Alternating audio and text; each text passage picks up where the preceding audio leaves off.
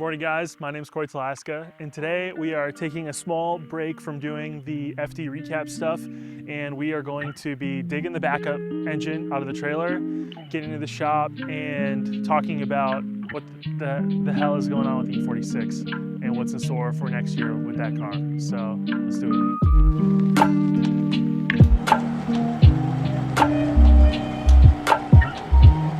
Okay, I will preface the top of our trailer, end of season, is not the cleanest part of the trailer, that's for sure.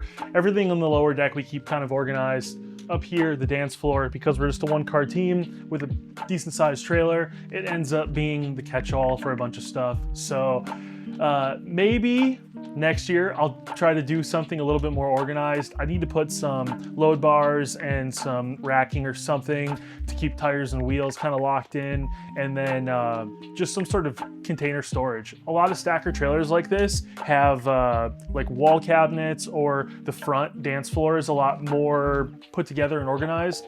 The issue that we kind of run into is that I don't have any actual like closet space or anything to store anything in, which we have a lot of loose stuff. So I could keep stacking bins on bins and labeling everything the best I can, but definitely gets a little confusing, especially when we don't take a lot of stuff out of the trailer. We kind of have like our hot pit and spares and everything packaged, like ready to go, loaded on like the lower level. So most of the stuff that sits up here kind of sits up here all year. So realistically, I could probably just do a little bit more permanent storage for it. So that's probably what we'll do. But obviously, this is what I'm interested in, at least for today, is this is the backup 2J. The engine in our car is built by Rad Industries, sick engine, beautiful. This was built before that. That engine replaced this one, but this one's still sweet. So we're gonna take this one out and put it in the E46. Welcome back into the shop. I skipped, there's a jump, right? We were in the trailer having a super fun time lifting up the 2J by myself, but we did get it on the car dollies. But you did not need to see me drag the 2J and my father drag it over 150 feet of gravel on car dollies. Not necessary. It's safe in the shop now. So we're gonna start there.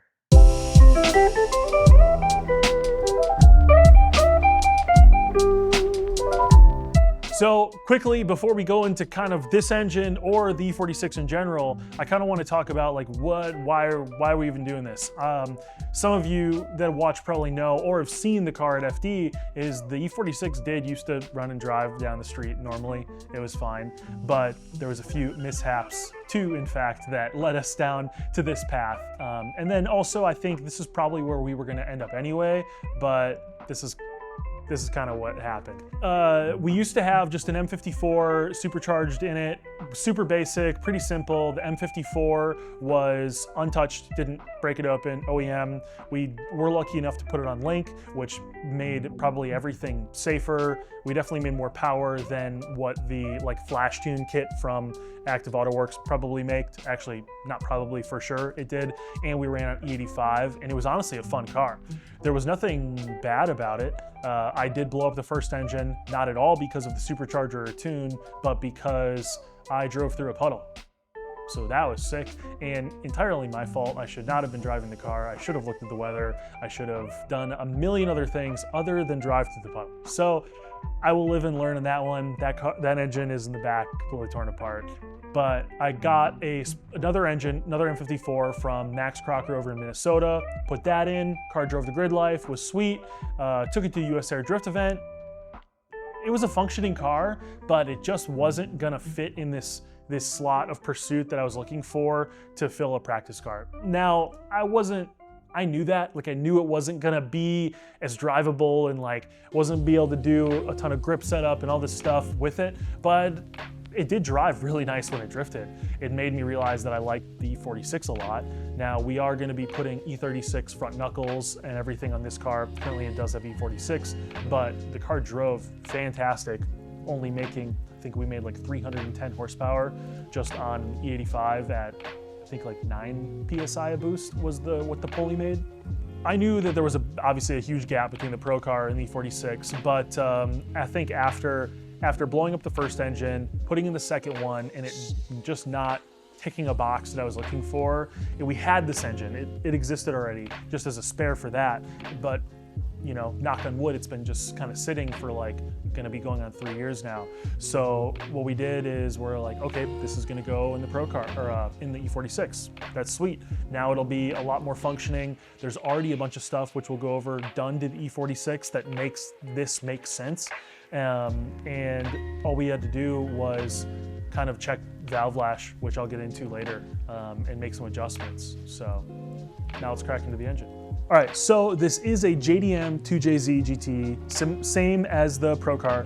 I got this through a trade of a trade. I think I traded something that I had for an S13 coupe shell that I then traded for a 2J, and that's that engine. And then this one, I happened to be lucky enough to just buy from like a New Jersey importer way before the crazy price hike.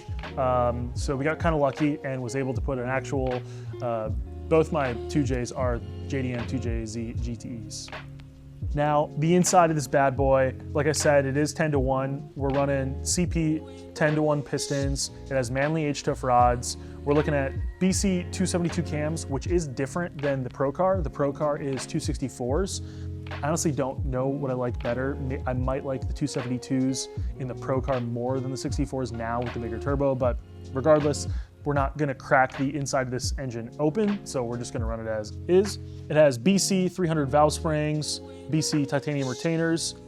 It has the ATI super dampener up front, and then basically the entire collection of Rad Industries parts, from the alternator bracket, water pump replacement neck, and the power steering bracket that works with the KRC pumps. We are going to do a few different things as far as what we're bolting onto it than we ever have, because realistically, the first time we built this engine in particular and put it in the E36 when I was trying to get my license, we made some mistakes. There was a lot about 2Js that I didn't know, my father didn't know, and we've kind of definitely seen, like every single year we learned something new and modified it that got the Pro car to where it is. So this engine is a little bit, has some of the remnants of, you know, where we're still learning. Luckily, the internals are sweet. We did crack the valve covers off and check valve lash, and we did replace a bunch of the shims to get everything into tolerance, so we feel pretty good about that. But as far as what we're putting on it, that's what we'll go into next. All right, we got a couple big ones. In my hand, we have fuel and control fuel in my hand. So we're putting 1500cc FIC injectors. These ran 1 season in the Pro car, got them cleaned. Now they're gonna go in the E46. Next one is we are running the Link Fury X. I got this from Dylan Lobestol. It was on his car E46 a while ago. It powered the M54, and now it's gonna power the 2J. Next thing that I'm really excited about, to just not deal with messy, I just love race car parts. That's it, race car parts. So we have the KRC power steering pump. This is the Elite version, which is pretty sick. I don't even have the Elite version on my Pro car, but the Pro car works well, so I don't wanna change anything. I haven't had any issues. We're gonna run the same pill that we ran in that car, in this car, so it should be sweet. And then, of course, all this works because of Raddan and all of the Rad Industry parts that make it happen. Now, if you don't know, the reason why the Rad Industries parts on a 2J make such a big difference, because they're cool, that's it. No, I'm just kidding. They make a really sick difference because it also simplifies your whole belt situation. You have 2 belts, and one goes to power steering, one goes to alternator. It kind of is just a really simple setup. It's easy to obviously diagnose an issue, visually, whatever. We used to spin alternator belts every now and then, and also it's just easy to swap out. You can definitely change one in a 5-minute. That's why I like to do it. A few other simple parts that we're slapping in this bad boy. We're mounting it with some Freed Engineering motor mounts that we got from Drift HQ.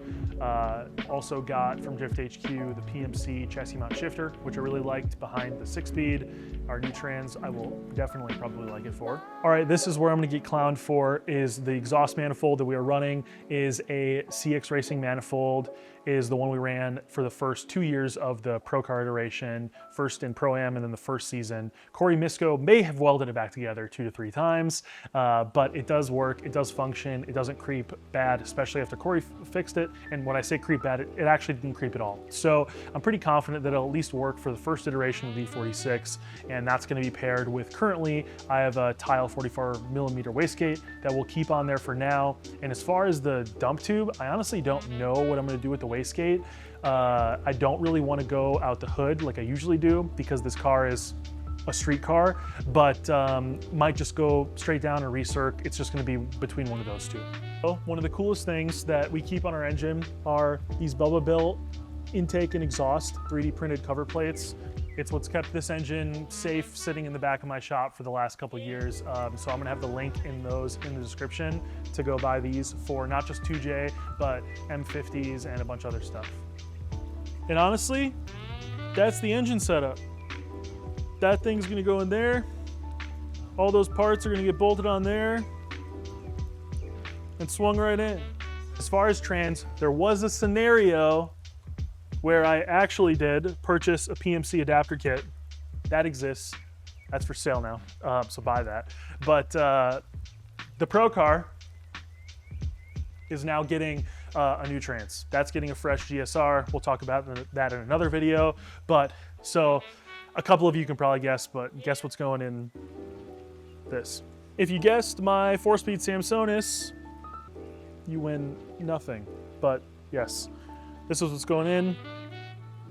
What that means is that now instead of running just my single disc ACT in the E46, which worked phenomenally, we're gonna have like the whole works, I guess you can call it. It's gonna get we're obviously getting the built 2J, it's getting my old dog box, it's gonna actually get the current ACT triple disc that's in the car. I have two getting rebuilt right now. That one's gonna go in the E46, and then this is gonna get the whole bell housing and Rad Industries bell housing adapter into this car. Honestly, the transmission scenario was probably one that I was most worried about figuring out with this car. So being able to kind of just take what we already know straight out of that and into this is going to be pretty sick. Now, I know driving a dog box down the street is not the greatest for your ears, but I'm stoked. All right, we're kind of jumping around here, but the car itself, I can't believe that I've never kind of talked about what's going on with this thing. We do have PRP seats with Talaska Racing embroidered in it. These things are wonderful. I honestly like having the halo seat in like a daily of a car.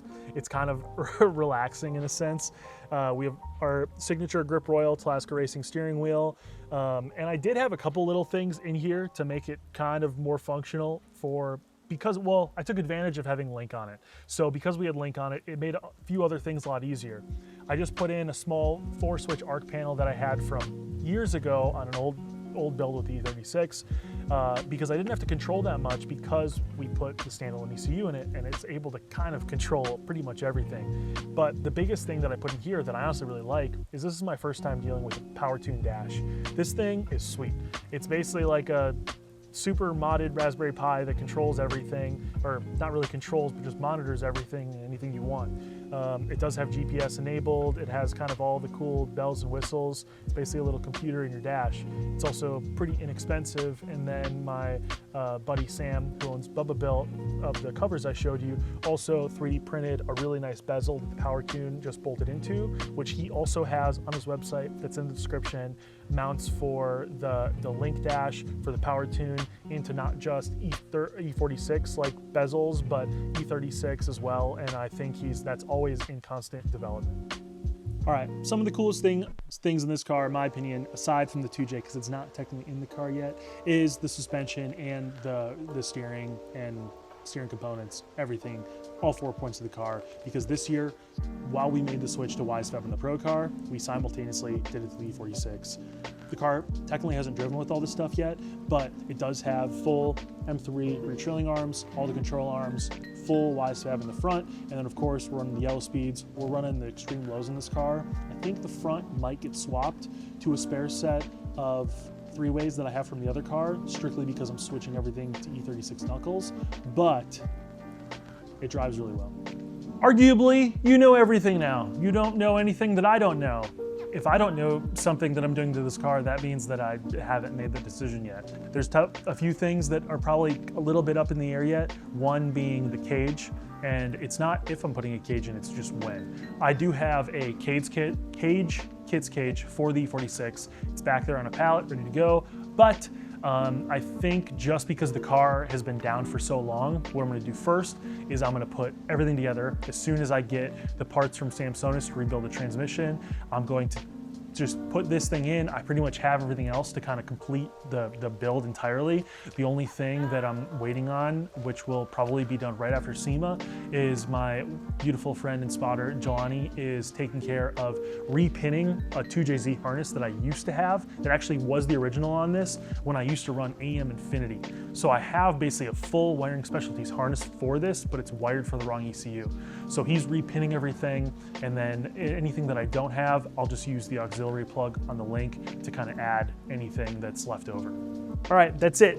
That's it. We're done. That's the whole thing. The whole thing is going to come together. I'm super stoked about it. The E46 it's been down for too long, and it's my fault for not kind of like getting on it. As soon as the FD season starts, I definitely kind of get very tunnel visioned on making sure that we have all the resources and all of the time to focus on that program succeeding. But the E46 really is like an integral part of that. When it drove and drifted, it was not just like a good seat time, but it was just fun. It's a good time to like have a break, even if it's a small little event to kind of like break things up. So with how this car is already so put together, chassis wise, it already has suspension, steering, rear end, it has all this stuff. There's only a few things that I even need to acquire to kind of finish it. I'm gonna need to make a down pipe and like a mid pipe for exhaust. I'm going to need to get a drive shaft made, not the end of the world, that's pretty simple. And I'm gonna have to do charge piping to connect to an intercooler that I have that used to be on the E36, and then a radiator that I have that also used to be on the E36. I'm still unsure about where I'm gonna put the radiator because I need to fit a water pump because I don't have a water pump in the engine. So we can kind of talk about a few things that my pops and I have slightly discussed about what we might do. I don't think we're gonna go full rear mount, but I still might put a water pump in the back and just push water from the front to back, just for the sake of one, I don't know if I have a place to put the water pump in the engine bay, and two, I need water. It's easy, I can add capacity of water because the pump has no problem pushing it from the front to the back of the car. And then when the time comes to rear mount it, maybe someday it'll be a little bit easier. So that's it. SEMA's this coming week, literally in a day. It's tomorrow, which guys won't be seeing this video until SEMA's already begun, but I'm throwing this video in between the recaps. Hope you guys enjoyed. I want to get working on the E46, that's why this video is kind of getting shoved in before the St. Louis recap comes in, but I'm stoked, you're stoked. If you guys are going to be out SEMA and you're seeing this video, hit me up. I'm going to be there Wednesday, Thursday, Friday, and like, comment, subscribe. Thank you.